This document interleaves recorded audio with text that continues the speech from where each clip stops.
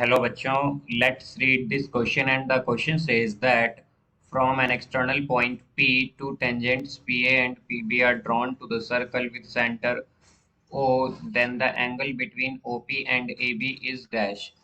तो आइए भी इस क्वेश्चन को यहाँ पर हम सॉल्व कर लेते हैं। इस क्वेश्चन में हमसे कहा गया है कि एक एक्सटर्नल पॉइंट P है हमारे पास, उससे हमने दो टेंजेंट लिए हैं PA और PB सर्कल पर, जिसका सेंटर O है। तो यहाँ पर हमें एंगल बताना है बिटवीन OP एंड AB। तो यहाँ पर हम की कॉन्सेप्ट यूज करेंगे SAS और साइड एंगल, साइड कॉन्ग्रेंसी। तो यहाँ से अब अगर हम देखें तो हमारे पास लेट्स सपोज यहाँ पर ये एक सर्कल है, ये एक सर्कल है और यहाँ पर एक एक्सटर्नल पॉइंट है P।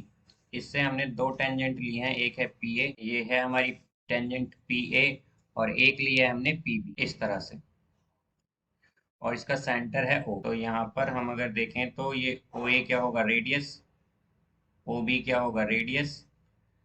यहाँ पर हम P को O से ज्वाइन कर देंगे और A को B से ज्वाइन कर देंगे, और इनके इंटरसेक्शन पॉइंट को हम मान लेते हैं C। तो यहाँ से अब अगर हम ट्रायंगल कंसीडर करें, इन ट्रायंगल PAC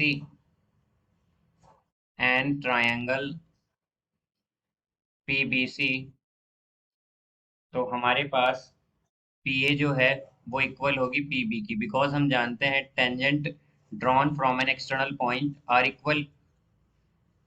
तो यहाँ पर हमने P जो है हमारा एक्सटर्नल पॉइंट है, और हमने दो टेंजेंट ड्रॉ किए हैं PA और PB, तो ये क्या होंगी, इक्वल होंगी, बिकॉज ये क्या है, टेंजेंट्स ड्रॉ की गई हैं एक एक्सटर्नल पॉइंट से।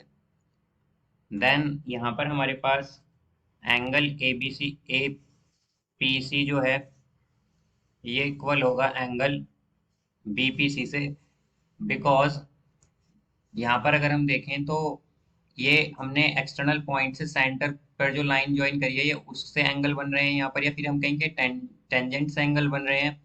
तो ये कैसे होंगे, इक्वली इंक्लाइंड होंगे यहाँ पर, इक्वली इंक्लाइंड टू ओपी, ये इक्वली इंक्लाइंड होंगे ओपी से।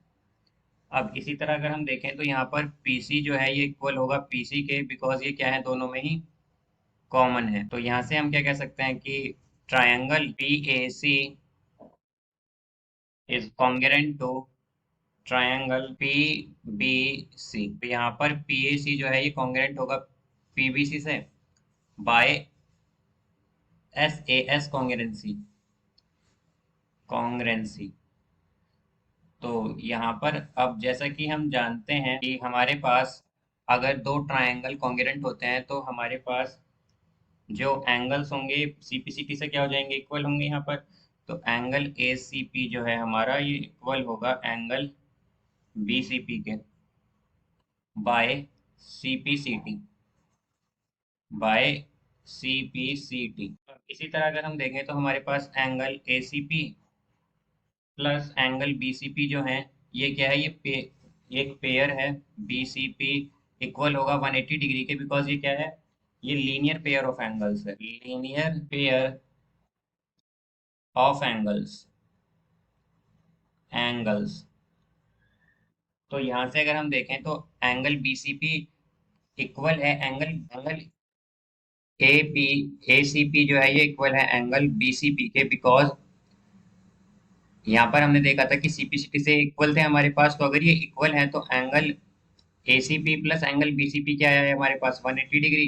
तो अगर ये 180 डिग्री है और एंगल ACP और एंगल BCP इक्वल है, तो हम क्या कहेंगे कि यहाँ पर जो हमारे OP है वो परपेंडिकुलर हो जाएगी AB के, बिकॉज तभी ये दोनों एंगल इक्वल होंगे, बिकॉज ये 180 डिग्री के इक्वल आए हैं इन दोनों का सम हमारे पास। तो ये क्या होंगे, 90 90। यहाँ पर 90 का एंगल बनेगा, यानी कि परपेंडिकुलर है ये। तो हम क्या कहेंगे कि OP and AB is 90 degree. जो एंगल है बिटवीन OP एंड AB वो क्या है, 90 degree. So I hope you understood it well. Best of luck. Thank you.